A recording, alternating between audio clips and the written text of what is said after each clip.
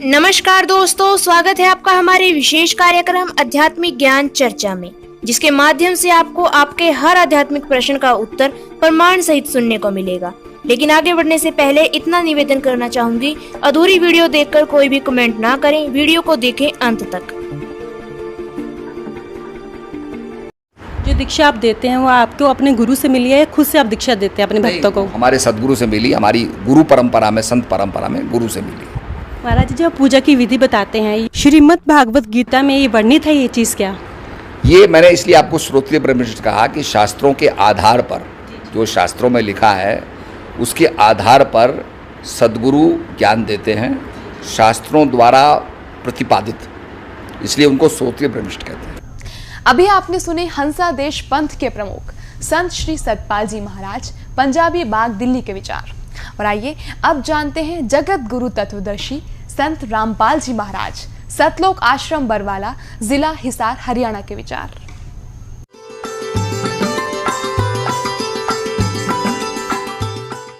सतगुरुदेव की जय।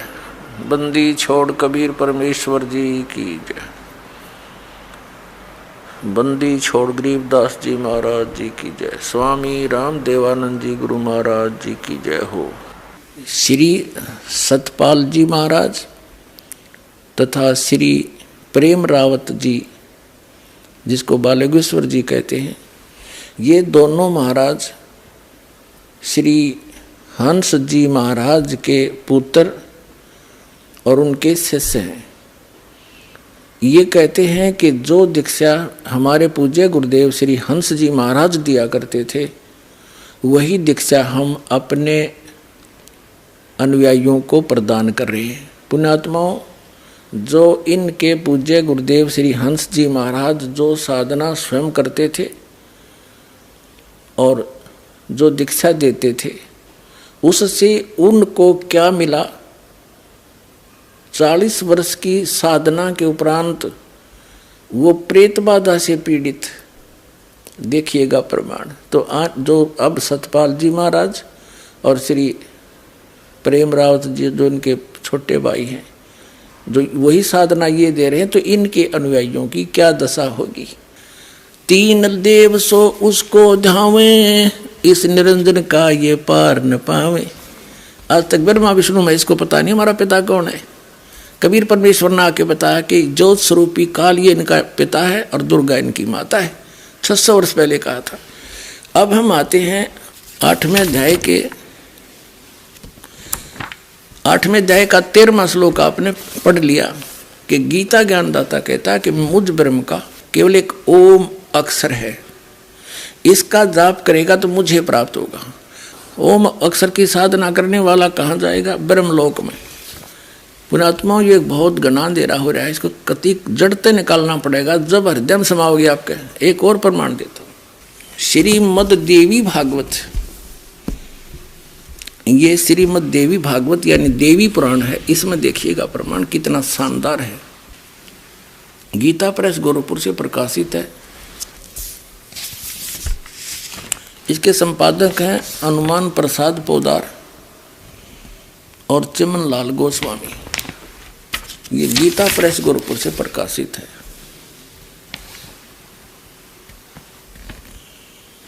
और इसके 562 पृष्ठ पर ले चलते हैं आपको।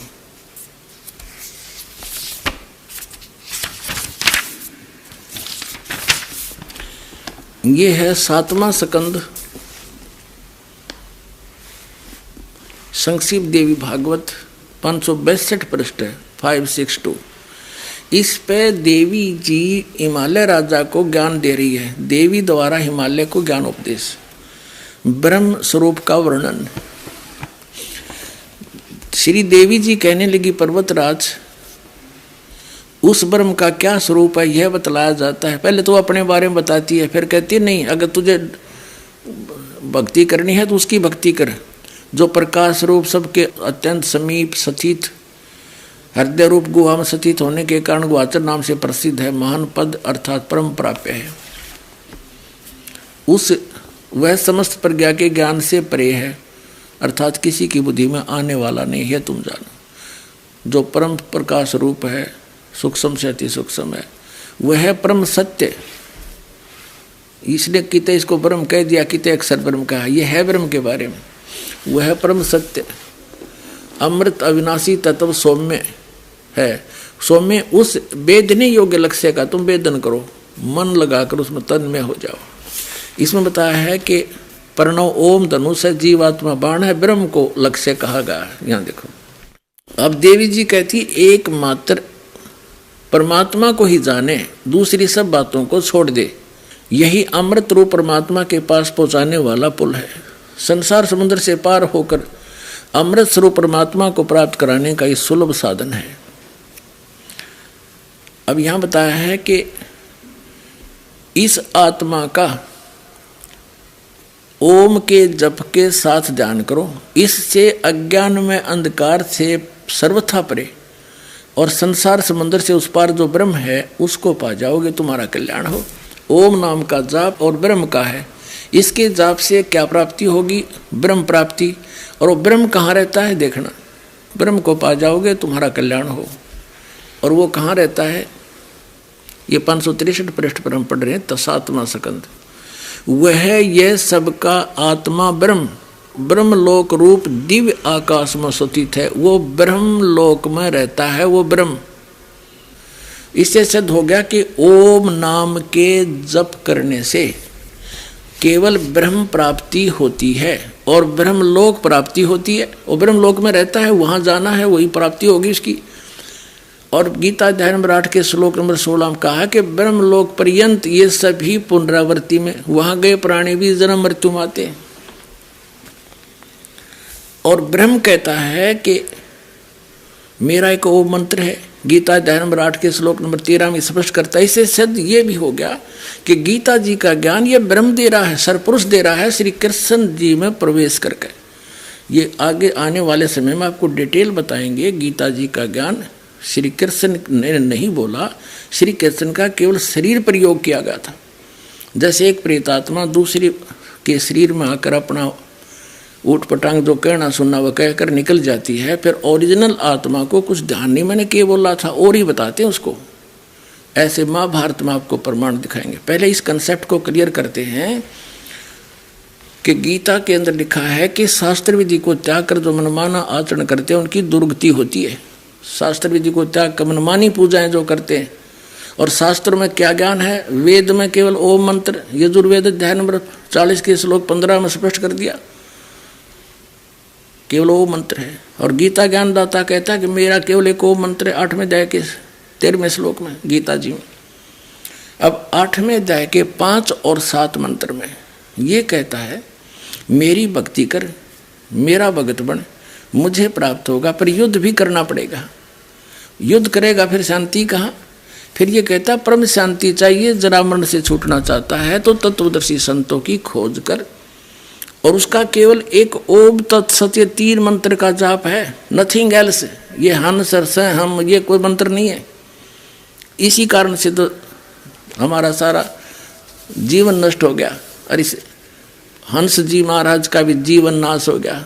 अब दिखाएंगे आपको कैसी हालत होकर मरे ये, अंत में क्या दशा हुई इनकी।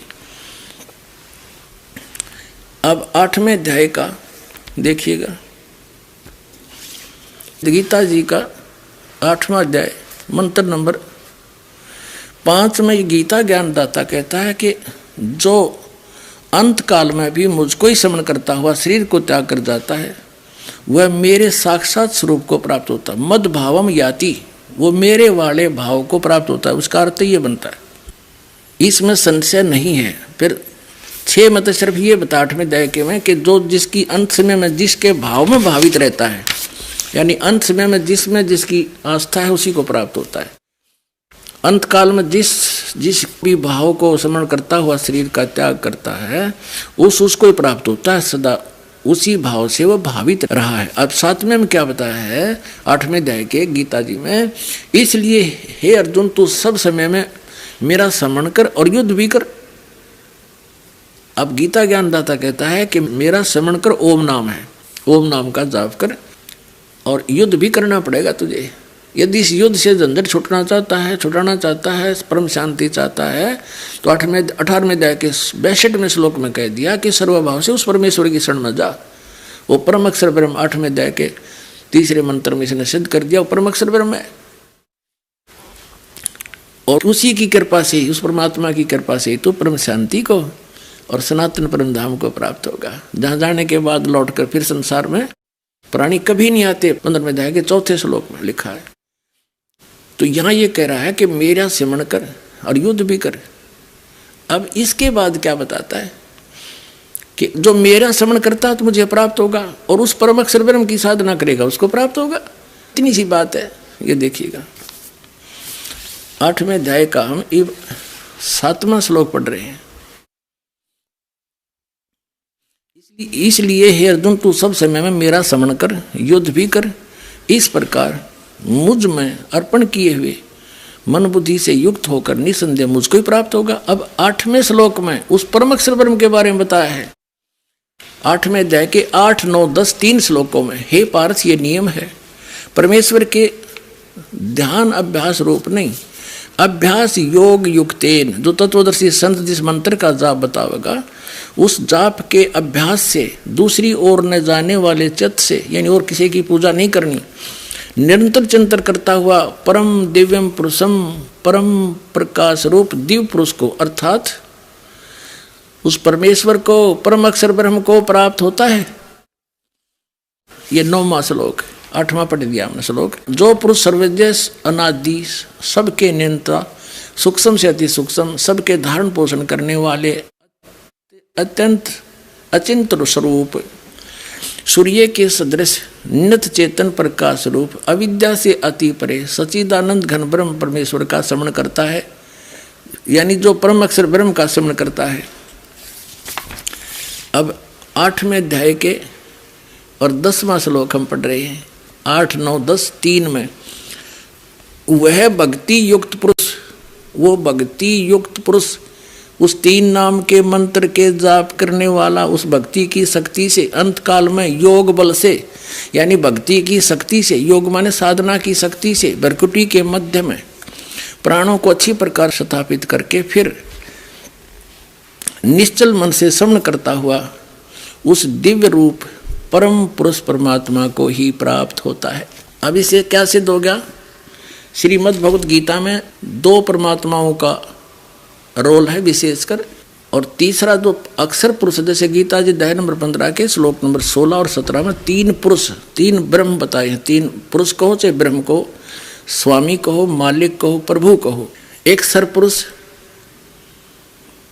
और अक्षर पुरुष, ये तो दोनों ही नासवान। इनके अंतर्गत जितने प्राणी हैं ये भी नासवान, जीवात्मा किसी की मरती ही नहीं। 15वें अध्याय के फिर 17वें श्लोक में कहा कि उत्तम पुरुष है तो अन्य परमात्मा इति उदाहरते। इन दोनों से अन्य है वो, तो जिसको पुरुषोत्तम कहते हैं, वो परमात्मा, वो अविनाशी है, वो सबका धारण पोषण करता है और सबकी उत्पत्ति करने वाला सर्व उत्पादक प्रभु भी वही है।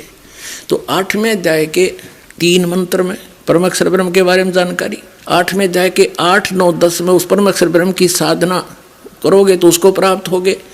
8वें अध्याय के 5 और 7 मंत्र में गीता ज्ञानदाता कहता है मेरी भक्ति करेगा मुझे प्राप्त होगा।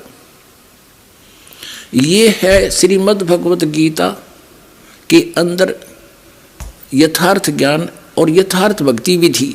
और गीता अध्याय नंबर 16 के श्लोक नंबर 23 में कहा कि शास्त्र विधि को त्याग कर जो मनमाना आचरण करते हैं, ये देखिएगा गीता अध्याय नंबर 16 के श्लोक नंबर 23 में दिखाते हैं आपको, 23 और 24 में। गीता अध्याय नंबर 16 के श्लोक नंबर हम दिखाते हैं आपको 23 में। जो पुरुष शास्त्र विधि को त्याग कर अपनी इच्छा से मनमाना आचरण करता है, वह न सिद्धि को प्राप्त होता है, न परम गति को, और न सुख को ही। अब 24 में बताया कि इससे तेरे लिए, 16 में जाएगा 24वां श्लोक, इससे तेरे लिए कर्तव्य की व्यवस्था में कौन से कर्म करने चाहिए भक्ति के, कौन से ना करने चाहिए, शास्त्र ही प्रमाण है। ऐसा जानकर तो शास्त्र विधि से नियत कर्म करने योग्य है, यानी शास्त्रों में जो वर्णित है वही साधना कर अन्य करेगा तो कोई लाभ नहीं होगा, यूजलेस। अब श्री हंस जी महाराज और उसके सुपुत्र श्री सतपाल जी महाराज और श्री बाल योगेश्वर जी महाराज, प्रेम जी महाराज, वो क्या साधना करते हैं, कौन सा नाम जाप कराते हैं, वो क्रिया बताते हैं। आंखें और कान बंद करके अनहद सुनो और जिह्वा को उलट के तालू पर लगाने की चेष्टा करो। इसको अमृत क्रिया कहते हैं। नाम क्या जाप देते? हंस है, हंस। और इसको कैसे करते हैं? सह अंदर हम बाहर।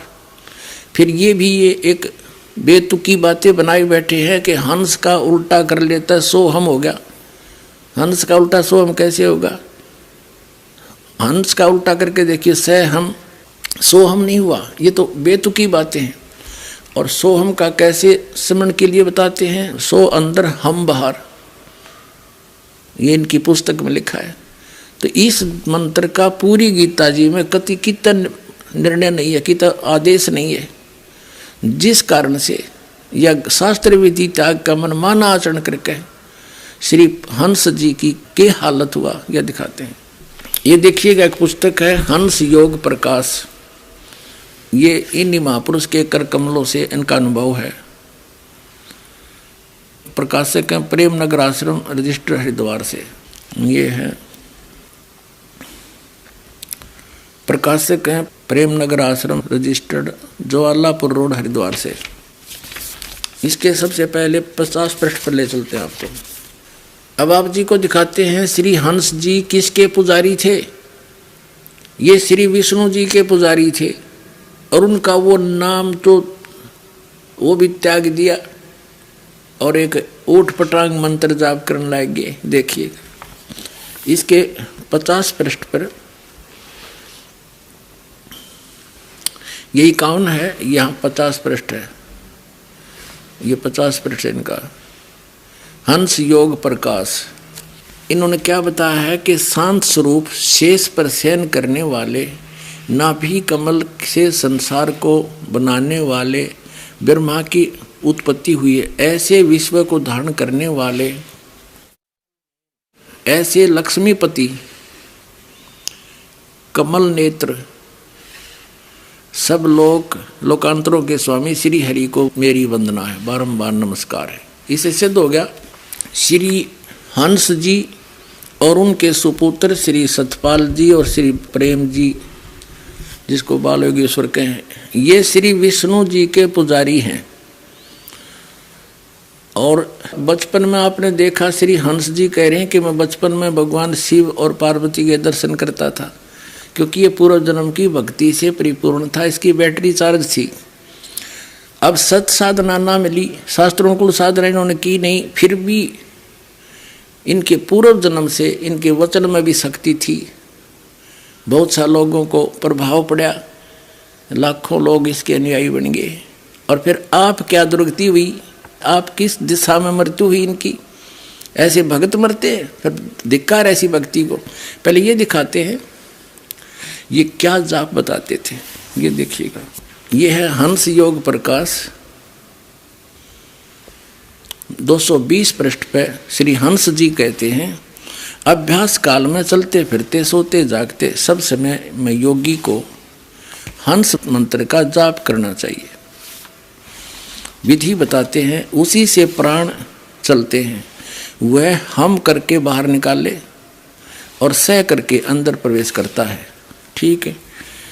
और इस तरह हंसो हंसो शब्द के बार बार करते रहने से उल्ट कर सो हम हो जाता है।